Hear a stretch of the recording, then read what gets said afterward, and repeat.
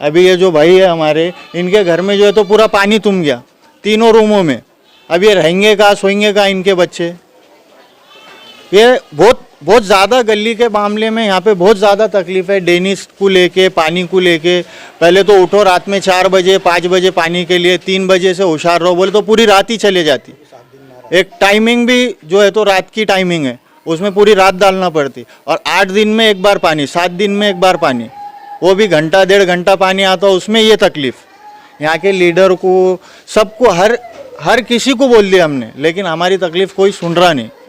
कि ये ward number 54 जो आज डॉक्टर भागवत जी कराड़ जो केंद्र के अर्थ मंत्री बने हैं, ये उनके वार्ड में आता है। और वार्ड नंबर 67 कि ये वार्ड ये दोनों के बीच में अटका हुआ है। हर बार होता है महानगर पालिका इलेक्शन में, हर बार ऐसा होता है कि ये वार्ड को एक तो 67 में डाल दिया जाता या फिर 54 में डाल दिया जाता। इसके वजह से प्रॉपर कोई भी नगर सेवक इसके ऊपर तवज्जो से काम नहीं करता। 10 साल से जो तकलीफ उठा रहे हम, इतना पानी हो जाता, चैम्बर भर जाते, चैम्बर का पानी भर जाता, बराबर स्लोप नहीं है गलियों में। 1 नंबर गली की जो लाइन है वो 4 नंबर में आके मिल रही, 6 नंबर 7 नंबर की जो लाइन है वो 4 नंबर में आके मिल रही। तो उधर का भी लोड और इधर का भी लोड, पूरा लोड आके गली नंबर 4 के अंदर मिल रहा। इनका कॉर्पोरेशन का काम क्या है, 1 नंबर गली की जो लाइन है उन्होंने 1 नंबर से बाहर निकालना, 2 नंबर की लाइन है उन्होंने 2 नंबर गली से बाहर निकालना, 3 नंबर की जो लाइन है वो 3 नंबर से बाहर निकालना। ऐसा उन्होंने इंडिविजुअली जितने भी गलियाँ हैं ना, इनकी जो लाइन है उन्होंने सेपरेट अपना उनकी गली से बाहर निकालना। तो ये हमारा जब ये प्रॉब्लम सॉल्व होने वाला है, वैसे ये प्रॉब्लम कभी सॉल्व नहीं होने वाला। तुम कितनी भी लाइन चेंज कर लो, कितने भी बड़े पाइप डाल लो, कुछ भी कर दो। आप ये बोलिए कि आपको तकलीफ क्या है? तकलीफ क्या है दिख रहा नहीं कि आपको सामने, ये चैम्बर देखो, वो देखो, नाले देखो, ये गटर देखो, रोज के ड्रेनेज लाइन पानी फूट रहा, रोज का समस्या है, मचरा ड्रेनेज लाइन। अब 4-5 महीने के बाद चुनाव होने वाले महानगर पालिका के, तो आप आएंगे जब, अभी पूछने को आने वाले, मेरे को तो पहले पूछेंगे।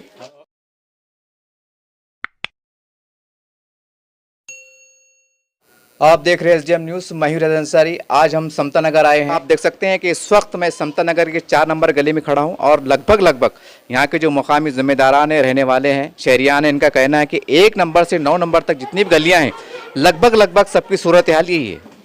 इसी तरह से कच्चे रास्ते हैं, गंदगी है, गंदा पानी तुमा हुआ है, तंग गलियाँ हैं, जाने आने को तकलीफ है और ये बहुत मसले हैं। अब चलिए कुछ यहाँ के लोगों की ज़बानी सुनना चाहते हैं कि उनको तकलीफ कब से है, उनके मसाइल क्या है, उनकी मांग क्या है। आपका नाम बोलिए और ये इसके पास थोड़ा आप क्या कहना चाहते हैं बोलिए। अहमद खान, मेरा नाम अहमद खान है। तकरीबन ये गलियाँ जो है पूरा पट्टा 10 साल से जो तकलीफ उठा रहे हम, इतना पानी हो जाता, चैम्बर भर जाते, चैम्बर का पानी भर जाता, बराबर स्लोप नहीं है गलियों में। हाँ, खानकी चले गई, उसके बाद वो गट्टू बिठाए, गट्टू भी उखाड़ दिए चैम्बर वगैरह काम की वजह से। बहुत तकलीफ है हम लोगों को इसके बारे में आपने मुताल्लिका नगर सेवक बोलो या जिम्मेदार बड़े बड़े लीडर, उनके पास गए कभी आप? नगर सेवक को तो हमेशा बोलते रहते, नगर सेवक को वो ये बताते थे कि भाई 2-3 साल पहले इसका सैंक्शन ऑर्डर निकल गया, ये हो गया, लेकिन कोई सैंक्शन ऑर्डर नहीं, कुछ नहीं बताया, कुछ नहीं क्या। यहाँ के जो आमदार है उनका नाम मालूम है आपको? यहाँ के आमदार एमएलए कौन है? प्रदीप जायसवाल। तो कभी प्रदीप जायसवाल साहब ये वार्ड में आए? नहीं, कभी नहीं आए प्रदीप। आप लोग उनके साहब के पास गए कि साहब जरा देखो बल्कि? हाँ, गए थे उनके पास। हाँ, चलिए मेरे साथ मौजूद है यहाँ पर एक नागरिक यहाँ के रहने वाले, और वो भी कहने की ये गंदगी से, तंग रास्तों से और ख़राब पानी से बहुत दो चार है, परेशानी से। साहब आपका पूरा नाम बोलिए और इसके बारे में ज़रा तफसीली मालूमात दीजिए। मेरा नाम सैयद सलमान है, मैं समता नगर वार्ड का सोशल वर्कर हूँ। इस 1 नंबर गली से 9 नंबर गली तक बस ये जो आपने हाल देखा है, जो अभी रिकॉर्ड किया है, ये 1 से लेके 9 तक के यही हाल है। और इसकी कंप्लेंट हमने आयुक्त के पास, जायसवाल साहब के पास, इम्तियाज़ जलील के पास, मेरे पास में सबकी रिसीव्ड कॉपी भी है। ये मैंने जो है तो तकरीबन 1 साल पहले दिया था सबको। अभी तक के इस पर कुछ भी कोई आके भी नहीं देखे। ये डेनिस का पानी जो है तो लोगों के घरों में जा रहा है, जो पीने का जो पानी आता नल का, वो जो है तो रात में 4 बजे घरों में पानी जा रहा है, छोटे छोटे बच्चे सोए हुए। अभी ये जो भाई है हमारे, इनके घर में जो है तो पूरा पानी तुम गया तीनों रूमों में। अब ये रहेंगे कहाँ, सोएंगे कहाँ इनके बच्चे। ये बहुत ज़्यादा गली के मामले में यहाँ पे बहुत ज़्यादा तकलीफ है। डेनिस को लेके, पानी को लेके, पहले तो उठो रात में 4 बजे 5 बजे पानी के लिए, 3 बजे से होशियार रहो बोले तो पूरी रात ही चले जाती। एक टाइमिंग भी जो है तो रात की टाइमिंग है, उसमें पूरी रात डालना पड़ती। और 8 दिन में एक बार पानी, 7 दिन में एक बार पानी, वो भी घंटा 1.5 घंटा पानी आता, उसमें ये तकलीफ़। यहाँ के लीडर को, सबको, हर किसी को बोल दिया हमने, लेकिन हमारी तकलीफ़ कोई सुन रहा नहीं। भैया बता सकते हैं कि ये तकलीफ मतलब कितने सालों से आपको है? ये तकरीबन तकलीफ़ जो है तो ये 5 सालों से। ये जो है तो लाइन डाले गई थी यहाँ पे डेनिस की लाइन डाले थे यहाँ पे। तो जब गली अल्हम्दुलिल्लाह अच्छे गलियाँ थे और लाइन भी डेनिस की अच्छी थी। डेनिस की लाइन जो है तो 5 फीट नीचे थी, और आज जो है तो अगर आप 2 फीट पे खोदेंगे तो डेनिस की लाइन दिखेंगी तुम्हारे को। और 3 फीट के चंबर कर दिए, 6 फीट के चंबर थे, तो मट्टी कहाँ जाएंगी, पानी कहाँ जाएगा, वो सब बाहर आ जा रहा। उससे बहुत ज़्यादा तकलीफ हो रही। नमाज को लोग आ जाते, बाहर मस्जिद है, ये गली में पूरे मुस्लिम लोग हैं, नमाज को जाते, कुछ प्रोग्राम रहता, कुछ रहता, तो यहाँ पे वो तो कोई बाहर का भी आया ना तो एक बोलने को समता नगर है। और काम पूरे जो है तो एकदम गंदगी वाले जो आप देख रहे। और यहाँ के जो लीडर है उनके हाथ में है, उन्होंने आगे बढ़ चढ़ के अगर ये करते थे तो ये होता नहीं था। अच्छा बता सकते हैं कि ये 1 से 1 लेके 9 नंबर गली में कितनी आबादी बनती, कितने मकान होंगे इसके अंदर? इसमें कम से कम तकरीबन 1400-1500 मकान है, यानी कि कम से कम 3-3.5 हज़ार की आबादी है। आबादी है। आबादी। अच्छा 5 साल जैसा बता रहे, 5-6 साल से है, तो हमारे 5 साल के दौरान में मतलब एमपी के इलेक्शन भी हुए, एमएलए के इलेक्शन भी हुए और नगर सेवक के इलेक्शन हुए, तो आपने महल्ले के लोगों ने बोले नहीं कि भाई हम आपको वोट दे रहे लेकिन हमारा काम करना? बोले, निवेदन करे, सब करे। वो वोट लेने के टाइम पे हर लीडर का यही काम है कि मैं सब कर दूंगा, लेकिन जब काम करने का टाइम आता कोई कुछ नहीं कर रहा। अच्छा आने वाले 4-5 महीने के बाद हो सकता है कि महानगर पालिका के चुनाव का ऐलान हो जाए, तो आपका क्या आक्रामक रवैया रहेगा एक लोकशाही माध्यम से, ऐसा कुछ है आपके मन में? हम बहिष्कार कर देंगे सीधा। पूरे मोहल्ले के जो भी हमारे 10-15 लोग हैं, एक कमेटी बना के हम सीधा ये वार्ड से वोटिंग ही नहीं होने देंगे। चलिए मेरे साथ मौजूद है गली के यहाँ पर रहने वाले, और आप ये बोलिए कि आपको तकलीफ क्या है? तकलीफ क्या है दिख रहा नहीं कि आपको सामने? ये चंबर देखो, वो देखो, नाले देखो, ये गटर देखो, रोज के ड्रेनेज लाइन पानी फूट रहा, रोज का समस्या है। मचरा ड्रेनेज लाइन, फिर वो हमेशा का है, फिर वो हो गया, फिर ये और प्रॉब्लम बहुत है। क्या बताओ, ये मारा लग रहे, वो लग रहे, गलियाँ छोटी हो गई, बड़े बड़े गलियाँ थी, फिर कोई पूछने को नहीं आ रहा, कोई लीडर नहीं आ रहे, वोटा डालने को लगा दिए, फिर अभी आ रहे नहीं। 5 साल में एक बार आ रहे, अभी नहीं आ रहे। अब 4-5 महीने के बाद चुनाव होने वाले महानगर पालिका के, तो आप आएंगे जब, अभी पूछने को आने वाले, मेरे को तो पहले पूछेंगे। तो आपके पीछे कितने वोट है? मेरे पीछे पूरे गली कितने, 100-150 वोट है? हाँ। चलिए मैं आगे की ओर बढ़ता हूँ, और मेरे साथ मौजूद हैं यहाँ के एक समाजी कार्यकर्ता, सोशल वर्कर। साहब आपका पूरा नाम बोलिए और इसके बारे में और क्या आपकी मांग है ये बोलिए। मेरा पूरा नाम फारूकी नज़ीरुद्दीन इकबालुद्दीन है। मैं भारतीय जनता पार्टी अल्पसंख्यक मोर्चा का शहर जिला सरचिटनीस हूँ, और मैं आपको चैनल के माध्यम से ये बताना चाहता हूँ कि ये वार्ड नंबर 54 जो आज डॉक्टर भागवत जी कराड़ जो केंद्र के अर्थमंत्री बने हैं, ये उनके वार्ड में आता है। और वार्ड नंबर 67 कि ये वार्ड ये दोनों के बीच में अटका हुआ है। हर बार होता है महानगर पालिका इलेक्शन में, हर बार ऐसा होता है कि ये वार्ड को एक तो 67 में डाल दिया जाता या फिर 54 में डाल दिया जाता। इसके वजह से प्रॉपर कोई भी नगर सेवक इसके ऊपर तवज्जो से काम नहीं करता।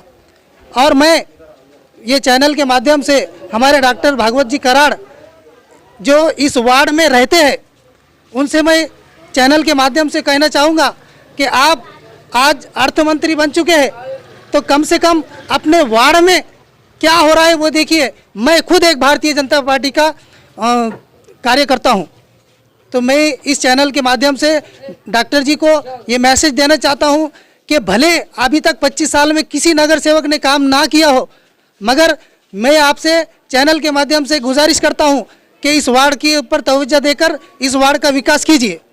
सर आप जैसा बता रहे हैं, बीजेपी के आप कार्यकर्ता है, तो हमारे अतुल साहब है, आमदार साहब है, कभी आप उनके पास भी गए कि साहब आपकी नीति में से थोड़ा बहुत इधर फिराओ बोल के पैसा? देखिए, हमने तकरीबन लोगों के पास जाकर ये मशवरा उनको दिया है, हमारे वार्ड की जो है तो समस्या उनके सामने रखी है, मगर आज तक किसी ने भी कोई भी ऐसा कोई डिसीजन नहीं लिया है जो वार्ड का विकास हो जाए।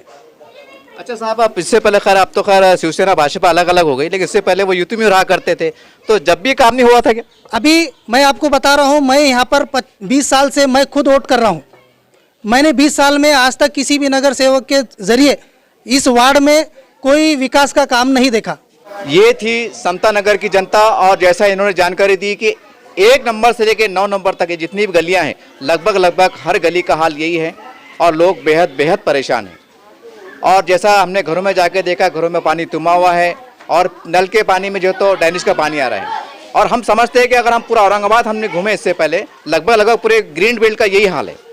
अब समझ में नहीं आता है परेशानी समस्या का निवारण कैसा हो। चुनाव आते हैं, आप वादा करते हैं और बाद में इस तरह खामोशी छाई जाती है। अब क्या करें? अब हमारे पास तो साहब लोकशाही है, अब लोकशाही से हम आपको वोट देते हैं, लेकिन फिर भी काम नहीं होता है, तो बताइए अब कौन सी शाही की तरफ हमको जाना चाहिए? कुछ यही जनता का ये मांग है।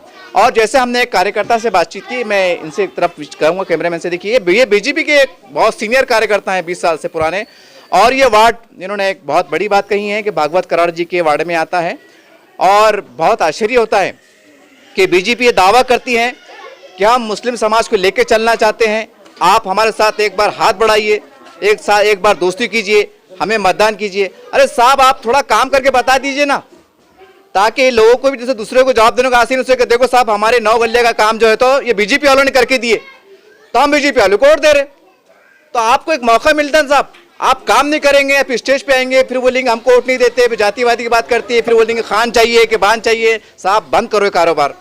हमको शहर को बढ़ाना है, हमको देश को बढ़ाना है। हम कब तक जातिवाद के चक्कर में फंसे रहेंगे?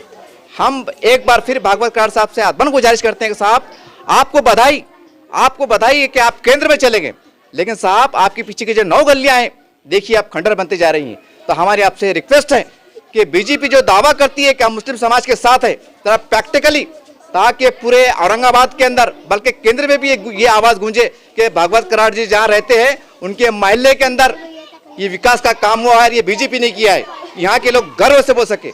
नहीं तो साहब चुनाव में आना, फिर बातें करना, फिर दावे करना, फिर ये बोलेंगे इमाम ऐसी है, फिर कांग्रेस ऐसी है और आप ऐसे हैं। साहब कब तक चलेगा? कब तक चलेगा? तो उम्मीद करते हैं कि वीडियो वायरल होने के बाद भागवत कराड़ साहब और बीजेपी के कार्यकर्ता यहाँ पर आएंगे। अगर आपको मुस्लिम समाज का साथ चाहिए, वोट चाहिए, तो आपको आना होगा, नहीं तो साहब आपको ये बोलने का कोई अधिकार नहीं कि मुसलमान हमारे साथ नहीं देते। चलिए, मेरे साथ मौजूद हैं इस गली के एक नागरिक यहाँ रहने वाले, उनकी ज़बानी सुनना चाहते हैं कि आखिर ये वार्ड में ऐसा क्यों हो रहा है, इनकी गली के साथ ऐसा क्यों हो रहा है और उन्हें तकलीफ क्यों दी जा रही है। सर आपका पूरा नाम बोलिए और आपकी मांग क्या है ये बोलिए। मेरा नाम शेख जफ़र। मेरा प्रॉब्लम मतलब हमारे गली का प्रॉब्लम ये है कि 1 नंबर से लेके जो 9 नंबर की गली है, तो ये ड्रेनेज लाइन भरने का रीज़न क्या है? 1 नंबर गली की जो लाइन है वो 4 नंबर में आके मिल रही, 6 नंबर 7 नंबर की जो लाइन है वो 4 नंबर में आके मिल रही, तो उधर का भी लोड और इधर का भी लोड, पूरा लोड आके गली नंबर 4 के अंदर मिल रहा। अब इनको पानी जाने की जगह कहाँ रहने वाली है? सब तरफ का पूरे गले का लोड आके यहाँ पर मिल रहा है। सेंटर मतलब ये सेंटर की गली हमारी। अब ये गली टोटल सब गले का आके लोड यहाँ पर मिलता, तो ये हर 2 दिन में 3 दिन में हमको ये तकलीफ है। हर 2 दिन में 3 दिन में चंबर की लाइन चौकअप आती। तो जब ये इसकी लाइन जब डाले जा रही थी, तो आपने लोगों ने मुखालिफत नहीं की कि भैया बड़ी लाइन डालो? बड़ी लाइन डाले उन्होंने, लेकिन ऊपर से जो नीचे जो लाइन थी ना, वो लाइन को जो उन्होंने ऊपर वापस क्लियर करके उसके ऊपर दूसरी लाइन डालना था। उन्होंने क्या करवाना किया, वो लाइन को नीचे दबा दिए और उसके ऊपर से नवी लाइन डाल दी। और नवी लाइन डालने से क्या हो गया, उन्होंने बराबर उसको जैन बराबर दिए नहीं, और जो स्लूप आता मतलब जैसे स्लूप देना चाहिए पानी निकलने के लिए, वैसा उसको स्लूप नहीं है। अब उसकी वजह से क्या होता है मालूम, क्या हर 2 से 3 दिन में क्या होता है, इधर की ड्रेनेज लाइन चौक हो जाती है। तो आपने यहाँ के जो भी नगर सेवक रहे होंगे, आप उनके पास गए? बोले उनको भी बोले, वो भी आए देखे करे। बीच में अभी उन्होंने 2 महीने पहले इतनी गली की जो लाइन है ना, वो हालांकि साफ भी करके गए, पूरी खोद के साफ भी करे, लेकिन वो साफ करने के बाद में भी बहुत होगा, 15 दिन भी ठीक नहीं रहा, वापस से 2 दिन के बाद में फिर चालू आया था। यानी आपके बोलने का मतलब है यहाँ पर फिर से दोबारा पक्का काम होना चाहिए? पक्का काम होना चाहिए टोटल। और जो मैं बोल रहा हूँ ना, 1 नंबर गली से लेकर जो 9 नंबर गली है, अब इनका कॉर्पोरेशन का काम क्या है, 1 नंबर गली की जो लाइन है उन्होंने 1 नंबर से बाहर निकालना, 2 नंबर की लाइन है, उन्होंने 2 नंबर गली से बाहर निकालना, 3 नंबर की जो लाइन है वो 3 नंबर से बाहर निकालना। ऐसा उन्होंने इंडिविजुअली जितने भी गलियाँ हैं ना, इनकी जो लाइन है वो उन्होंने सेपरेट अपना अपना उनकी गली से बाहर निकालना। तो ये हमारा जब ये प्रॉब्लम सॉल्व होने वाला है, वैसे ये प्रॉब्लम कभी सॉल्व नहीं होने वाला। तुम कितनी भी लाइन चेंज कर लो, कितने भी बड़े पाइप डाल लो, कुछ भी कर दो, 8 दिन में एक बार पानी आता है तो लोग बहुत मेहनत के साथ, जुस्तजू के साथ, फिक्र के साथ पानी भरते हैं, कोशिश करते हैं कि हम इतना पानी जमा कर ले या भर ले कि वो 8 दिन चल जाए। लेकिन मैं जिस मकान में खड़ा हूँ, आप देख सकते हैं मकान की कंडीशन देख के कि ये कम से कम 30, 35, 40 साल पुराना मकान है, यानी कि पुराना कदीम मकान हम कह सकते हैं।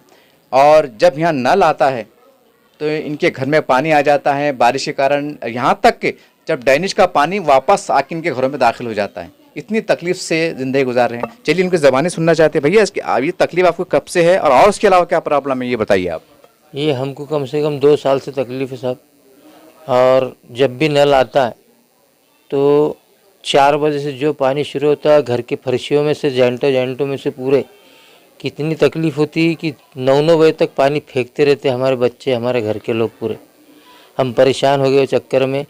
और जिस दिन बारिश भी आई तो उस दिन भी, बारिश के दिन भी वही हाल रहता है। चैम्बर का, ड्रेनेज का, लाइन का जितना पूरा चौकअप हुआ है, पूरा वो रिटर्न मेरे बाड़े में मारता है, मेरे घर में पानी मारता है।